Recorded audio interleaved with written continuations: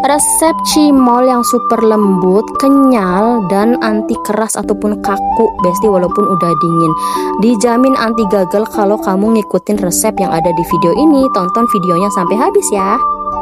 Langkah yang pertama, siapin wajan anti lengket atau teflon anti lengket ya besti. Terus masukin daun bawang, kemudian masukin 20 sendok tepung terigu protein sedang ya. 1 sendoknya itu yang agak munjung ya besti ya, jangan datar ya. 20 sendok tepung terigu protein sedang. Nah kalau udah saatnya kita kasih seasoning ya, garam secukupnya, penyedap rasa. Nah aku tuh biasanya biar rasanya lebih mantap aku kasih lada putih besti. Biasanya ada juga yang dikasih bawang putih, entah itu bubuk ataupun dihaluskan gitu ya, tapi aku enggak suka gitu, jadi aku enggak pakai bawang putih ya besti ya di sini.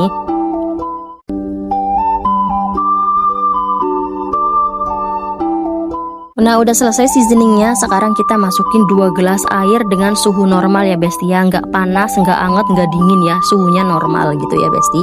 Setelah itu kita aduk-aduk nih, aduk-aduk semuanya ya, pokoknya diaduk ya sampai tidak ada lagi bagian yang bergerindil gitu loh, biar bener-bener larut dalam air gitu besti. Kalau perlu diaduk-aduk itu ditekan-tekan ya gitu, biar yang bergerindil itu mencair gitu ya besti ya. Pokoknya jangan sampai ada yang bergerindil, harus diaduk-aduk terus sampai semua adonannya tuh larut dan halus gitu ya besti ya.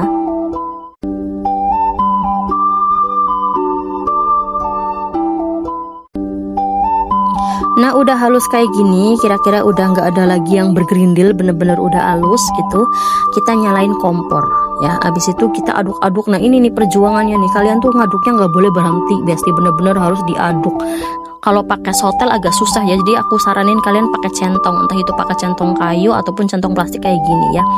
Diaduk-aduk sampai bentuknya tuh kayak gini, kalis kayak gini. Habis itu diangkat. Nah adonannya kita angkat, langsung kita pindahkan ke dalam loyang. Aku pakainya yang loyang plastik ya, biar lebih gampang gitu ya besti. Pas adonannya masih panas kayak gini, kita langsung taruh 20 sendok tepung tapioka ya. 20 sendok tepung tapioka, takarannya sama kayak tepung terigu, jadi 1 sendok agak munjung ya, penuh gitu ya besti ya. 20 sendok.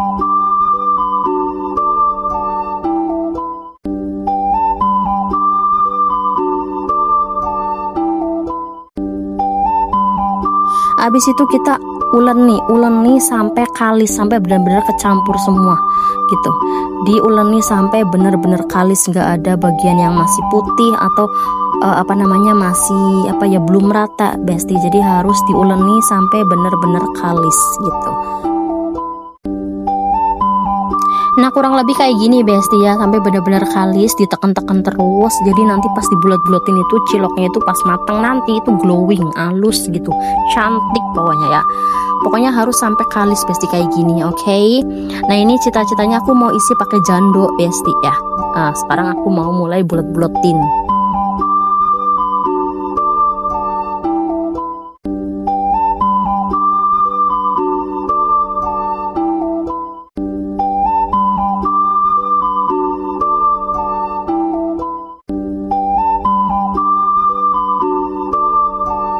Nah ini udah jadi besti ya. Sayang ini yang isi jando sedikit, karena nanti aku kasih tips ya, kalian kalau mau isi jando itu gazinya harus dalam keadaan beku besti. Soalnya kalau nggak beku itu licin banget besti ya.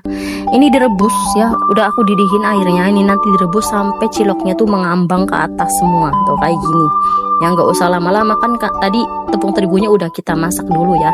Jadi ini tuh cukup kira-kira 5 menitan gitu tuh udah pada ngambang, udah matang besti. Tuh jadinya tuh cakep banget, glowing, halus, terus kenyalnya pas gitu. Jadi yang nggak alot gitu loh besti, soft kenyal, pokoknya mantul deh. Kalian harus cobain di rumah ya besti, apalagi kalau mau buka usaha ya, cocok banget tuh kan, cakep banget besti ya.